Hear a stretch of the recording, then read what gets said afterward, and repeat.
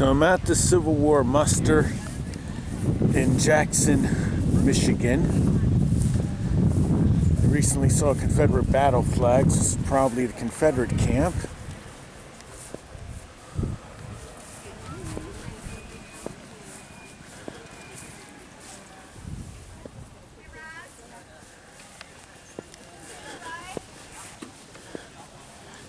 And we can see some some in antebellum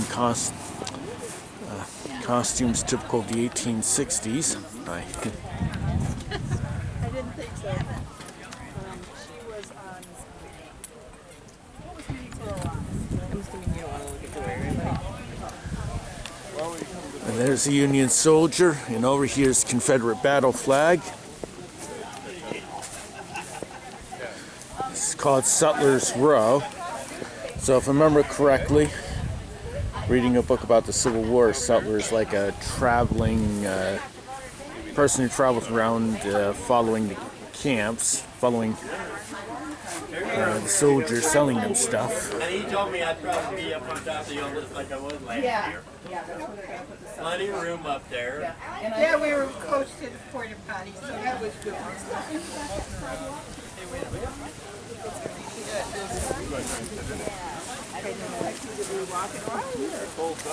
Boot and Shoe Emporium, Fall Creek Sutlery.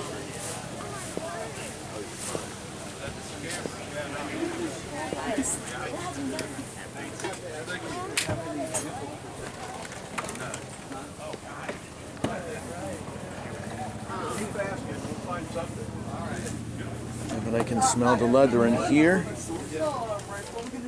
None. I do, but I don't, because we don't have any. So got some tins, They are right now, yeah. got some canteens, got some Civil War hats for sale, blue and gray. Maybe I'll buy something before I leave later today. Swords. I hear you. Light candles. Some more women dressed in 1860s costumes. We got the quartermaster shop.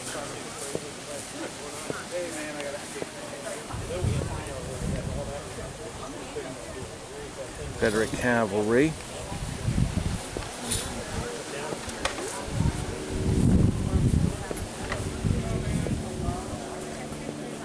I'm not sure yet, but Got more Civil War hats.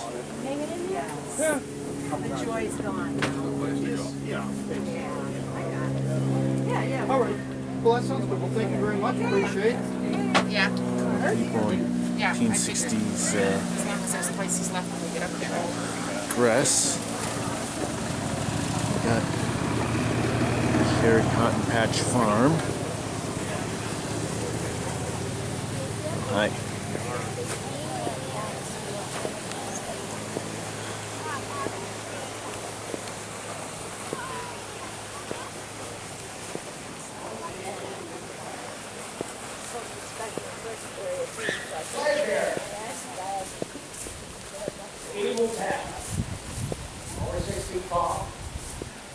He writes letters to his daughter. We don't know what happened to his wife. But he writes these letters and says, you know, don't worry, I'm going to be fine. And his letters are opposite of Royal Father. He says, yeah, we're sleeping in the snow today. It's great. I'm very healthy. I'm really doing well. Royal is sitting there saying, no, it's not good. The flag of the United States for the color bearer, Abel Peck, and a further assurance of $100 in the event the flag was not lost in battle. So said Henry Morrow when they got him the flag. It's a beautiful flag from Tiffany and Company, made out of silk. I hope you get a chance to look at it over here. We raised the money to adopt that flag.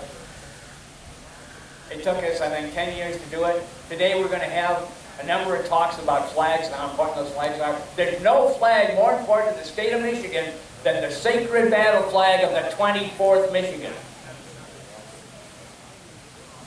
You folks may read about great battles and hard marches, but you don't know nothing about it until you carry a knapsack gun, 60 rounds of cartridges, and a haversack, 3 days ration, and march all day and lay on the ground all night in the mud. Then you march off again, and I tell you what, that takes an awful lot of patriotism out of a fellow. They talked about getting the flag, and then they got on a boat and went to Cleveland. We had haversacks filled with hard bread. This is the standard food for the rest of the war, hardtack. I don't know if any of you have seen it. I have some over at our booth. I break it with a rifle butt and I show you what it's like. Now, they talked about how sometimes it had worms in it, so you get a little protein.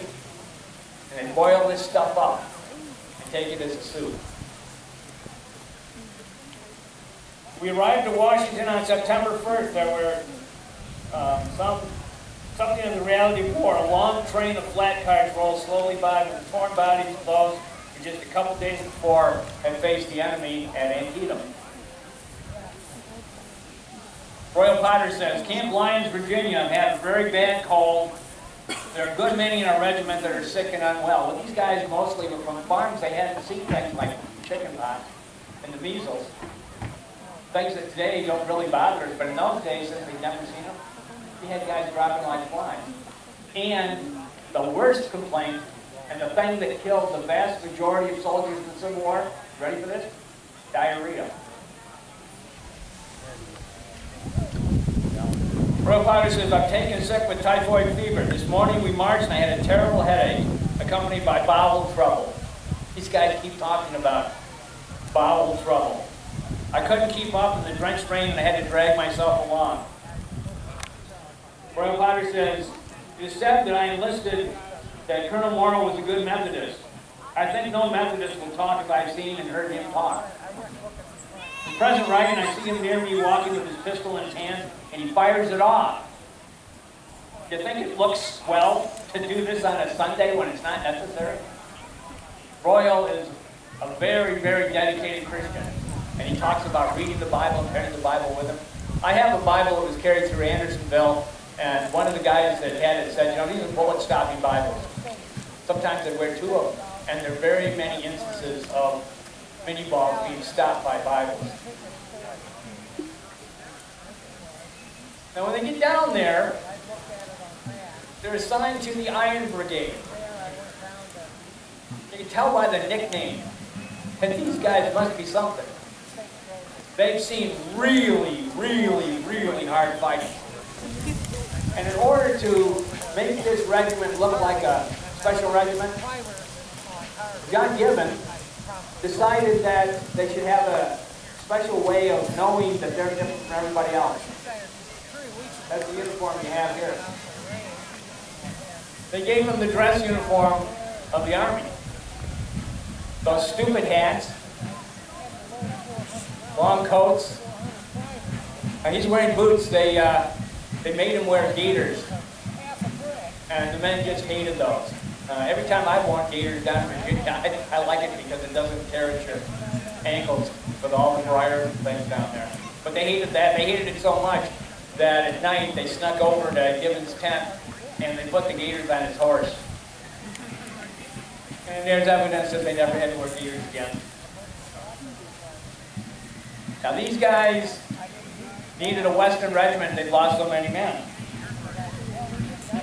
And on September 17, 1862, they faced off in the cornfield. Tomorrow I'm going to be talking about what happened to people in the cornfield. Basically, 40 acres of corn just about to be pulled up on September 17th. On one side is the Texas Brigade, the very best fighters, and the Confederate Army on the other side is the Iron Brigade. And 3 hours later, there isn't a single stalk of corn standing, and you can walk across the field on the bodies without ever touching down. More men died in that 40 acres of corn than during the entire invasion of Normandy in the following 6 weeks in World War II. That's how bad that was. And I just throw that out because we're here to save battle flags, we're here to save battlefields. The cornfield at Antietam was going to be turned into condos. And the only thing that saved it were people like this that came out and fought to save that battle. You can't take your daughter and your son to that sacred spot and let them corn there. You can't imagine what it's like. to have the bloodiest place in American history turned into Congo. They could be what they are and what we do before It it's has less than something that 400 you guys men. see. They started off It's not with something you guys 4,000. see, but it's what we do. We do safety inspection. We take the, we make sure that weapons are clear. You know, if I'd have my rifle with me, I'd show you. You have the ramrod. Take ramrod and drop it in the stretcher bearers. They went out. Their job was to get the wounded. They didn't treat them. They just transported them. And then the steward would look at them, triage them, and decide what we're going to do next. You know, if it's superficial, all right, I've got something in my bag, I can watch you out, send you right back in. You need to see a surgeon, we'll get you to the rear. Are you so badly wounded that it's futile? And we could, it's better to spend our time saving some simply preserving. Is that one of the ones that's looking at? Might have been. Than simply preserving your life for an extra day because you're going to die anyway. And so you just give them morphine, you give them whiskey, you mix them together and get laudanum. Oh, it's kind of like what I do before I go to work. Yes. Laudanum was opium and whiskey mixed together. And you took a... A lot of people were addicted to that, weren't they? They didn't know why. Oh, a little sip of that. That was pretty good. It was a measured draft. Okay, pharmacy was fairly advanced. Everybody thinks, well, you know, they didn't know anything. We knew a lot. They didn't know what we know today, but they knew what they knew.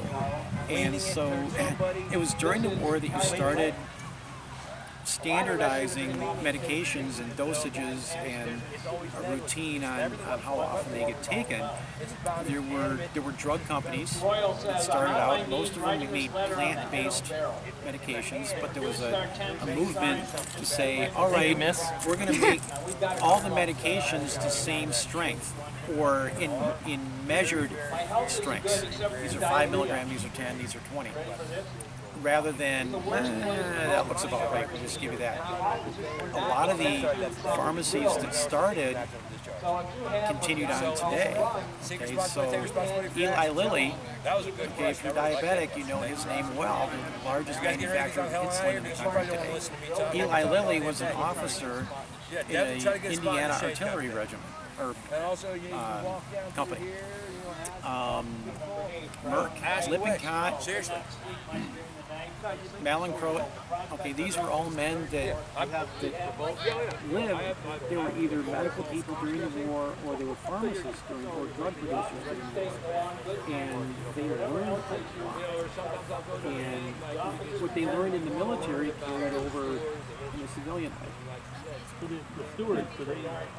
There's probably no medical training. No, there was. Yes.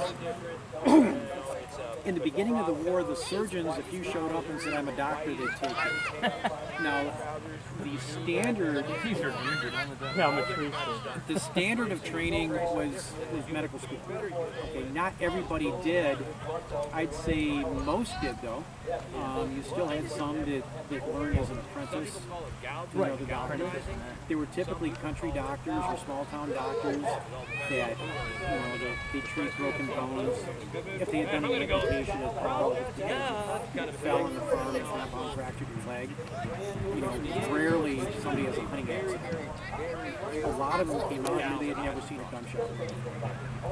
And suddenly they're put in charge of huge number of men. It's pretty dramatic at the beginning. And it took about 6 months for the higher-ups to realize we need to get back to work.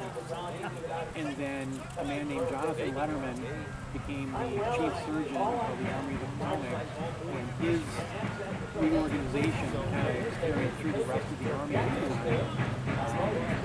It took a little while for the old men in Washington to catch on, but eventually surgeons got better organized. Rather than just taking the word on it, you had training. You had a review panel that would interview you and make sure that you were competent at what you did. The stewards had to have basic medical knowledge, more often than not, they were civilian pharmacists. So if they started in the fixed hospital anyway. Well, they have some background. the steward compounded all the medications. The surgeon might say, you're going to mix these two together and give so much of it this often. The steward would write it all down, and then he's the one that actually compounded all the medications. Scary cats. He also made sure that all the schedules were kept. There were nurses in the hospital. Okay. They were all men. Eventually they were all men. And then there weren't enough nurses to go around, so they started recruiting women. They were referred to as female nurses. It wasn't until somewhere around the 1880s that women started dominating nursing. By 1900, there were no more male nurses. And now we got male nurses. I'm one of them. Swinging around. And men make up about 10% of nurses.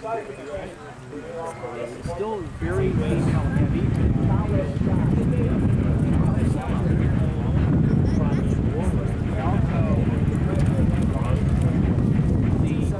Nightingale was Sicilian. She had no official standing, but she kind of she went through the hospitals with just calls and through her agitation and lobbying got shot. She's considered the founder of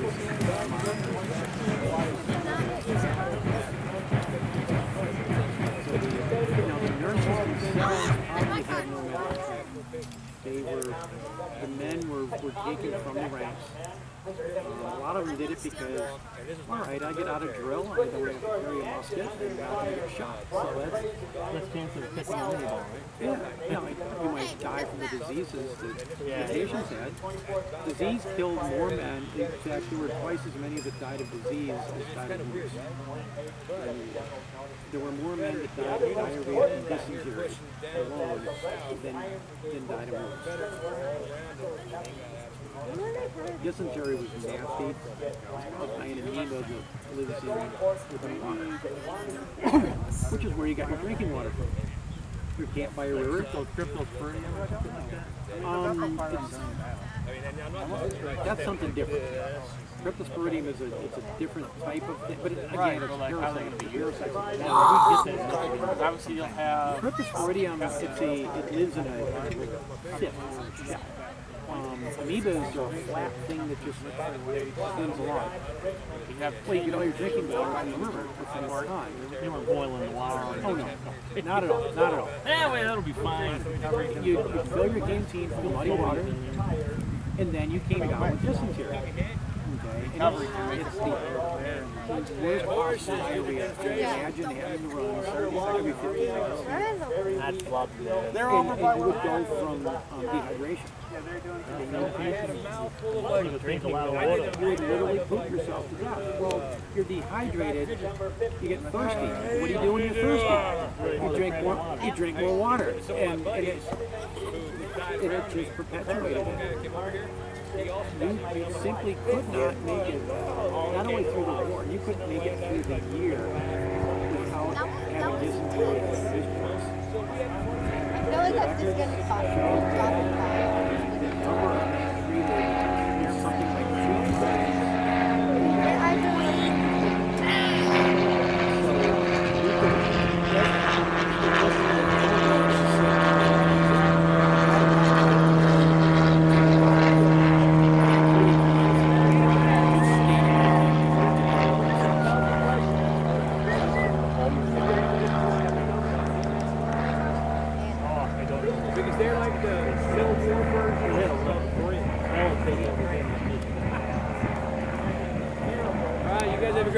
Probably had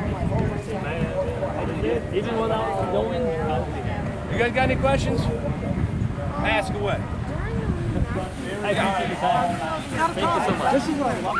No, not really. Not really. Generally what it is, it all depends realistically. Sometimes what we'll do is like, you know, we'll like right here, we'll reach in, we'll grab, around, or the cartridge. And sometimes when the officers when they inspect us for safety, the officers, they'll inspect for safety, they'll make color it black, make it red or whatever, like, yeah, you're gonna take a hit when you pull out, you take a, oh crap, you gotta take a hit, after you fire that round, you gotta take a hit and, make it realistic. But sometimes, there are times when we don't do it like that, but the way the scenario is, a lot of your guys die or take hits. You take a hit, you make it more realistic. And there's sometimes too when you'd be sitting there going along and I see a guy on the other side of the field aim for me, and it's like I'm looking right down the barrel of his gun. I'm like, yeah, this cat's trying to put a hole right in my forehead. He's trying to aerate my brain housing unit. So he shoots, I take a hit, I go down. What kind of question you have? Ask away, please ask. We want to be asked questions. Do you have one of those bullets that starts with M as in Mike? A mini ball. Mini ball, that's it. I do not have any mini balls with me. I have some in my camp. I actually have some period mini balls that I've actually found, both fired and dropped mini balls. A lot of, do you got any mini balls with you? Like golfers. I guess not. He's busy. But I don't have any. Any other kind of questions? Does it operate similar to like what a musket would? They're going to take all your money and all your time. Revolutionary Yeah, War? the only difference between a Revolutionary War era style flintlock, they didn't have muskets, they had flintlocks, and the Civil War period, percussion caps is realistically, I mean, there might have been a little in the caliber and the size and the rifling, but functionality-wise, the only thing was, in one flintlock you have a thing right here, and you got a piece of leather, and you have a piece of flint in there, and you have some powder in the pan. You've heard the saying, the flash in the pan. When it goes down, it'll flash in the pan, falls the powder into the barrel in a little hole, and boom. Same kind of thing with percussion caps. You have a little cap that goes on top of what they call the nipple. In the nipple, there's a little hole, goes all the way down into where the powder is at the base of the rifle. The hammer hits it. It's like a cap. Like when we were kids, you had cap guns, when you're little kids. Same kind of thing. Hits it, causes a reaction, flame goes in there, bang. So, do you guys use powder horns or is the powder? We do not use powder horns.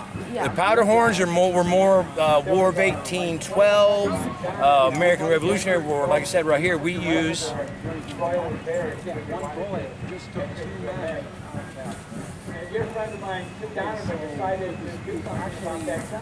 cartridges like this. Normally they would have the mini ball, which is, if you want to look at the mini ball, is roughly the same shape and size as, roughly from first knuckle to the tip of my pinky finger. It's roughly that size. It's a .58 caliber mini ball, and that generally sits right down there. Okay, so what you do is we fire around. We got to load. We take it like this.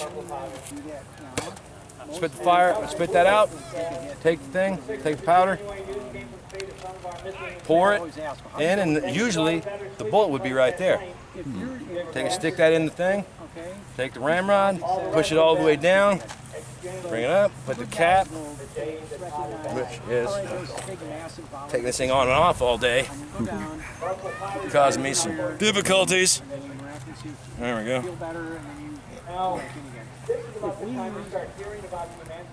So, this is the cartridge box, or a cap box right here.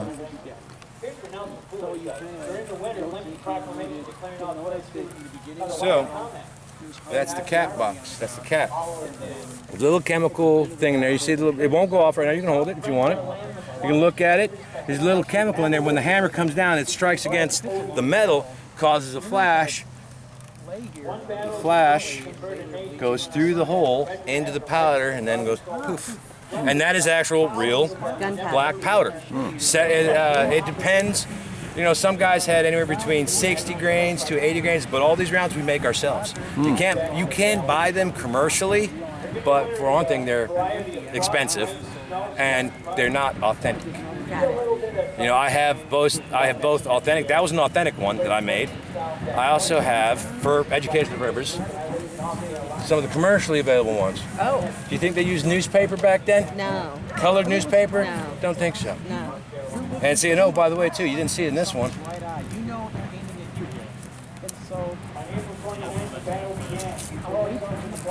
Cotton. That's a wad of Right. cotton that's supposed to be in there.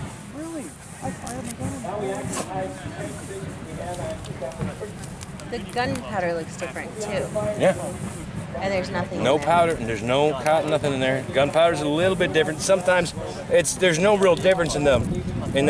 Chemical. I'll tell you, Hey, gunpowder tastes like crap. you got it in the corner of your mouth. Oh, don't worry. At the end of a fight, we'll be like all smeared over here, our right side, because you tear it and it's kind of thing. It is what it is. But so that's what that is. Really cool. So, do you guys generally during battles like form your regiments like they did in the Revolutionary War in the firing lines? Like Everything that we do when we march across the field, it's all period correct. It is to the regulations, to the drill manuals of the time. Our tents in our camps are set up per drill or per the camp guidelines of the time. Everything. It's right shoulder shift instead of right shoulder, modern right shoulder arms.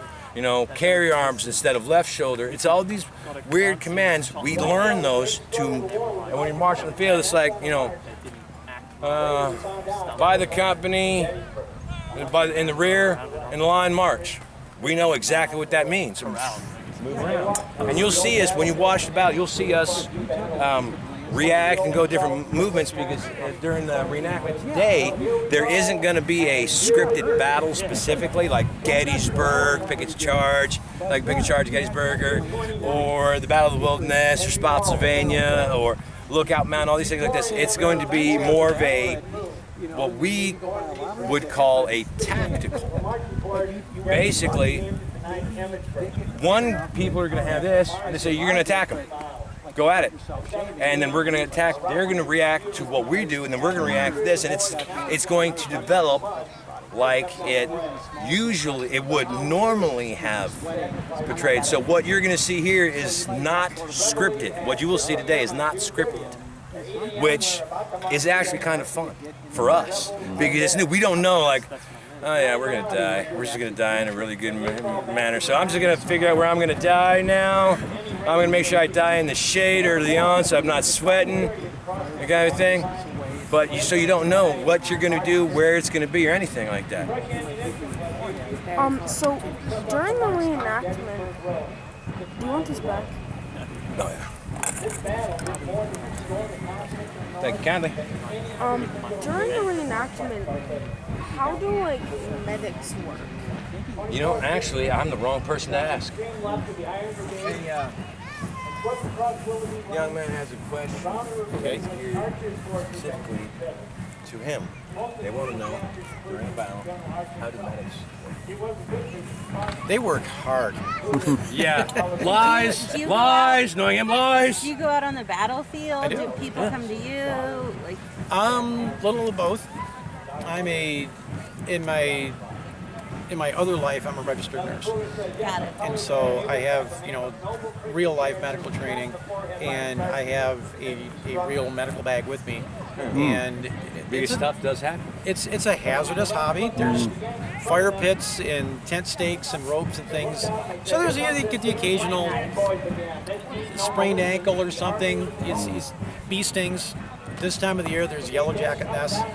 There was one year here, there were yellow jacket nests all over the battlefield, and you'd see the line coming, and suddenly this hole would just open up, and men would just scatter in all directions. Oh, they're all right. They're the wasp nest there. Don't walk there. Anyway, but then really the biggest thing I take care of is heat. Okay, today it's deceitful weather, because although it's sunny, it's not all that hot out, so you don't stop and think, well, I need to drink water. And so you don't drink enough, and then you put on dark blue wool, which is going to absorb sunlight, and you carry. I mean, fully loaded down, these men have probably 30 or 40 pounds worth of equipment on them. I mean, the musket itself is 10 pounds, and the typical reenactor is gray-haired and out of shape and overweight. And we sit in an air-conditioned office all week, and then come out here and get this confused look when we pass out from the heat. So I'll take care of them, But I'm also there preemptively to tell them before you go out, drink water. Is there a lull in the action? Drink water anyway. And before we go out, there's an arms inspection to make sure that the muskets are all clean and safe, because we don't want anybody getting hurt for real.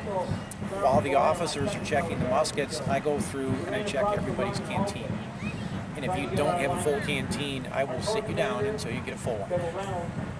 All right. We're going to go get sunscreen on. Sunscreen, a hat. And a hat. We're going to Okay. go buy a hat. That's good. And every opportunity that you find to drink water, because I don't want to have to take care of you too. Got it. I will if I have to. I'd just rather not. That's fun. That's in the battle, didn't it? That's why Confederates wore wide brimmed hats, wasn't it? Or was that just? It wasn't just Confederates. I mean, you see, like this artillerist has a wider brimmed hat on it. By They Sunday, were wearing like civilian kind of. Just yes. My ears are going to be bright red by the end of the weekend. I mean, and these bomber hats or kepi hats are the most useless piece of headgear, because you got this little tiny brim. Everything, I'm going to have bright red cheeks and nose and chin and ears, and all my coworkers, and I'll be sunburned from here down. And all my coworkers are going to look at me and think, what did you do this weekend? I had fun, can you tell? But the slouch hat, it definitely shaded your head more. It's more comfortable than this. They didn't do so well in the wind. No. If it's a windy day, they'll blow off and blow across the field. The dress hat at the time was actually, I don't see anybody with one on. It was kind of a tall crowned hat with a flat brim, and then it was turned up. Like the Iron Brigade hat? Yes, exactly like that. Yeah. It was turned up on the side with A stiff hat. with a clasp on it, and then properly it had a black feather on it, and a bunch of other decorations on it. And the New York Zouaves? Yeah, they wore like a fez kind of thing. Yes. Yeah, There's which is a Zouave unit here that does I saw them, yeah. They wear the big 114th baggy. Pennsylvania. Yep. The more broad-brimmed your hat is, the more it shades your head. Well, a lot of men got rid of these right away, and they just had civilian hats. Oh, yeah. And the Army wasn't quite as particular, so they were certainly a brimmed hat was certainly more practical. I know that towards the late war, the Confederates were just using Anything they could find. A lot of it had U.S. stamped on it. I was wondering that some of the Confederates had a US stamp on the bag. Yes, or they would take a belt buckle that said U.S. and they would turn it upside down, so that they said from over here it looks like an SN for Southern Nation. We always say they turned it upside down so they could read it. U.S. Okay. Makes sense. We banter back and forth with each other all the time. But I have good friends on the other side too. And after hours, like if you look at through there, looks like a big circus tent with some flags on the outside. That is the Emerald Peacock. That is a tavern. Oh, the saloon. It's a saloon. Now you go in today, and behind the bar they've got dill pickles and lemonade and pickled eggs and peanuts and in the evening, that's a favorite gathering spot. And there's tables and there's you see dice and decks of cards and stuff come out. No real money changing hands, but it's just a favorite place, to hang out, to gather, and everybody mixes. There's a lot of times guys will have musical instruments. Sometimes it's an organized group that'll be there. Sometimes somebody will just sit down and start playing. Somebody's got a fiddle and will start playing, and somebody else walks up with a banjo, and somebody else, walks up with a guitar, and suddenly Got a band. you've got a band, and you just play together.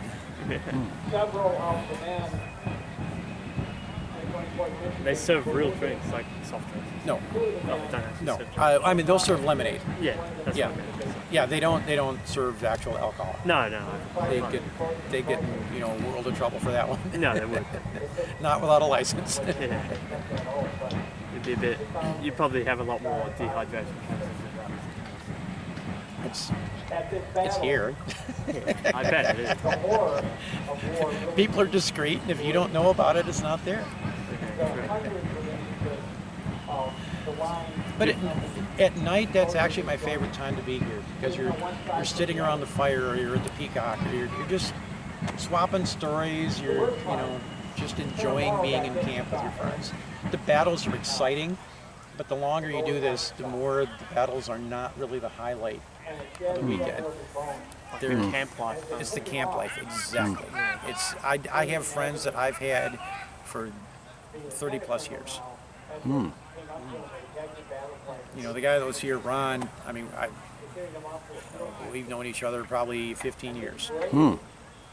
And you go to multiple reenactments around We do. the area? Yeah. Yep. If you have a deep enough wallet and an understanding wife, you can spend every weekend of the year going somewhere. You might have to drive a ways to get there. This is one of the bigger events. Some of them are, you might have 30 guys at it. Some of them are actually a little too small. They look kind of hokey when they're when they're that small. But if you really try hard enough, you could, and are willing to travel, you could go all across the country doing this. And in the South, their reenactments are all in the wintertime, because nobody wants to reenact when it's 100 and humid outside. Yeah. But that would have been the temperature they would have been fighting, wouldn't it? Yep. Vicks, was it trench warfare? That was Vicksburg campaign? I think that was more like at Vicksburg, not Vicksburg, Petersburg. It started I know it was later. entrenching was a later Yeah, war, 'cause- but it wasn't all the way to the end. I mean, by 1862, they were digging in. Yeah, that's when they started going defensive grind. If you were, and the Confederates did it most because the Federals were usually on the offensive. So if you were on the defensive, okay, supposing you get here and you're a Confederate and you know that the Federals are a day's march away. All right, you're going to come to this site. And you're thinking, this is great. We're going to put I was gonna say. We're going to put the artillery on top of the hill. You're going to put the men in earthworks about halfway up the hill. Yeah. And then you may even have concentric lines. You might have 2 or 3 lines of earthworks, knowing that if they get close to one, you're going to fall back to the next one. And initially, when the war first started, they were still using Napoleonic era tactics. You lined up shoulder to shoulder, and everybody fires at one time. When you had a flintlock musket, your effective range was about 50 to 75 yards. You couldn't aim it. Okay, the bullet was just a hair smaller than the width of the barrel, and so as it went up the barrel, it actually microscopically bounced from side to side. Whichever way it bounced last, that's the way it was going to go. So if you're 75, if I was aiming at that tree, I might hit square in the center of the tree. I might hit, the garbage can all the way to the left behind it, because you didn't, or I might go over the top of it. The idea was you line up together, everybody fires at the same time. With 1,000 pieces of lead flying through the air 2 feet apart, somebody's going to hit somebody. Yeah. If you hit the guy you're aiming at or the guy next to him, it doesn't matter, because you're not aiming at one man. You're aiming at a target that's about 5.5 feet tall and 1,000 feet wide. As long as you hit somebody, but even then, most of them still missed. And so they lined up. You'd fire a few volleys. The artillery would come in, and then you'd wait for them to fire their last volley, and then you'd fix bayonets and run at them. Okay, you can run 75 yards faster than they can reload. Yeah. Okay, or maybe they'll get off one more volley, take out some of you, but the rest of you keep on running, and then you're in close combat with bayonets, and a well-disciplined army like that would just roll over an ill-disciplined one.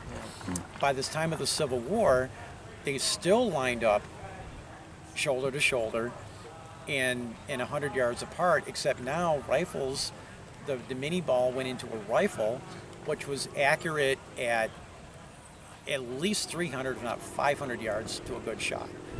Okay, and so the wound percentage just went through the roof.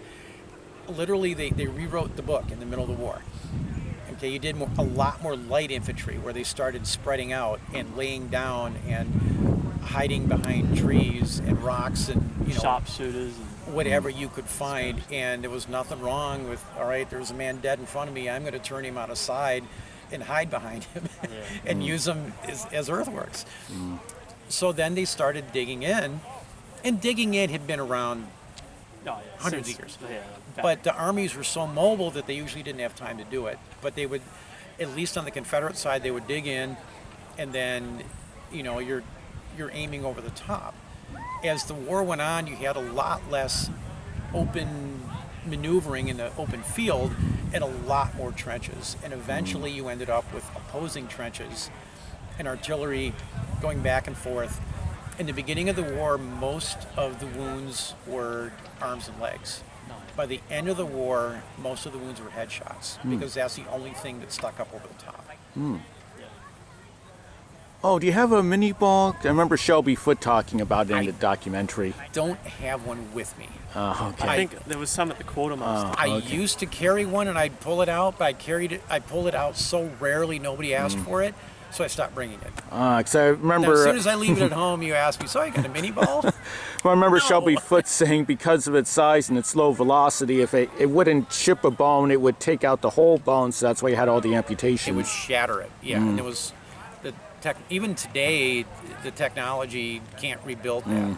You can kind of piece it together, but you're going to use steel rods and things to reinforce it. You can't, if you've got most of the bone missing, it won't grow back.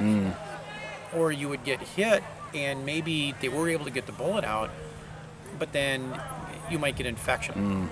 And once it got infected, they knew, they looked at what was coming out, and if it was white, that was good. It was called laudable pus. It was a good thing because the bad humors were draining out of your body.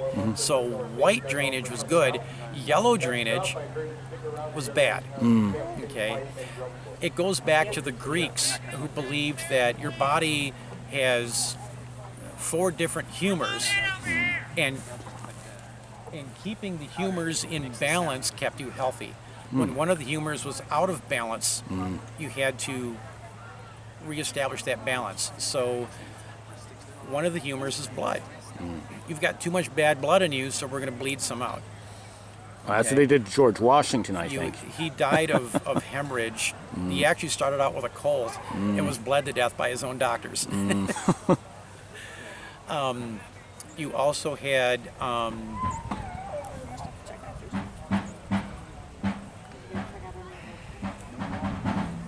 water, just plain water. So if you were urinating too much or not enough, that was something else bad. And then you had what was called black bile and yellow bile. Okay. So if you've got too much black bile, we need to get rid of it. So we're going to give you a purgative that's going to make you just poop a lot. We're going to give you a laxative that's going to get rid of stuff. Or actually, a purgative was make you vomit. Okay. Or you don't have enough, so we're going to have you just drinking water like crazy. Well, then you overhydrate somebody, and that's actually dangerous for you too.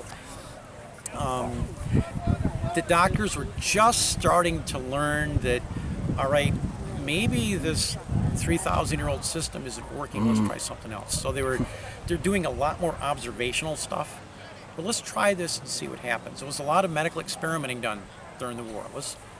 What we're doing ain't working, so let's try something else and see if that works. Hey, this worked.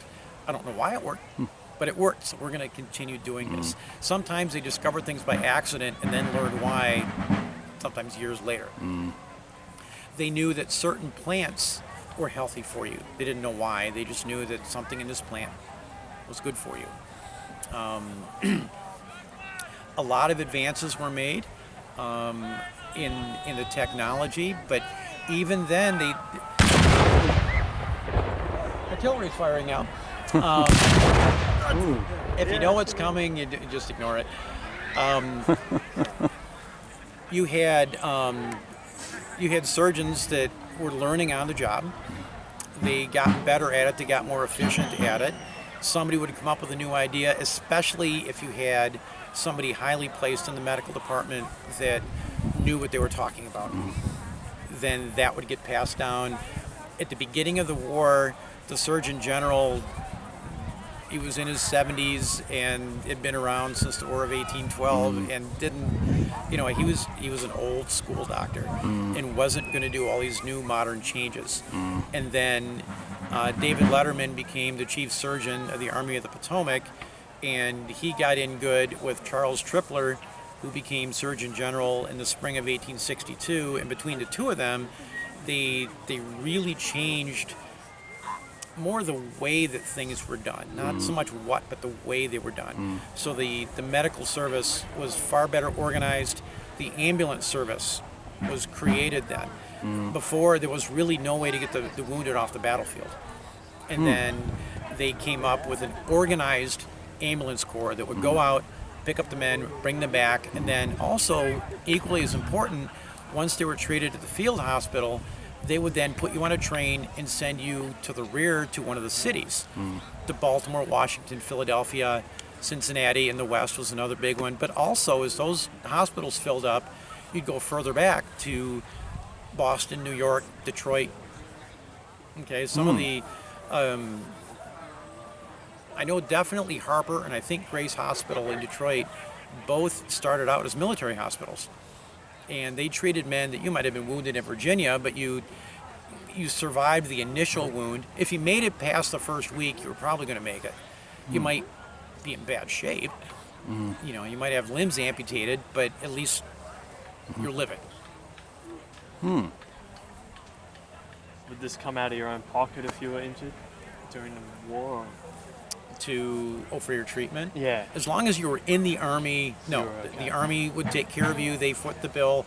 In fact, you could be wounded in the hospital and you still got paid. Huh. Not But very well. After. They would discharge you though, wouldn't they? If you had a leg go. If you were badly enough wounded that there was no way you were going to come back into the service again, then yes, you could be discharged for wounds, and they would discharge you and then buy you a train ticket home. Once you got there, you were on your own. Now, if you were a farmer and you just lost your leg, or you're a blacksmith, okay, you're a rope maker and your arm's missing, okay, you've just lost your livelihood. That's why I love it. Well, I know that some, in terms of